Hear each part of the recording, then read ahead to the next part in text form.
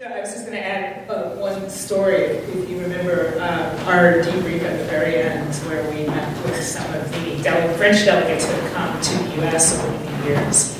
And part of this theme of sustainable cities, and this particular theme this year about arts and culture, was really kind of trying to look at the role of arts and culture in revitalization and maintaining healthy cities, right? So one of the last venues that we saw was a community arts center located in the 18th district, which is one of the districts that has some of the highest population of immigrant populations. It's very ethnically diverse. And it was an amazing story. It's a huge facility. There was no funerary.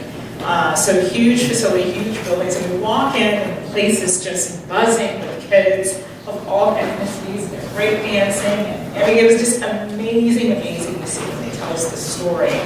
And they tell us this, the youth have dropout rates and crime rates. And so our questions were about, well, how are you tracking how this venue, as an arts and culture venue, is making transformation around some of these other demographic issues? Are you seeing reductions in crime? Are you seeing groups get along? Or dropout rates changing? And in the translation, we had to go back and forth a little bit to try to get to the meaning of the question. And I remember at the end, one of the responses was, in translation, we don't have to justify culture here.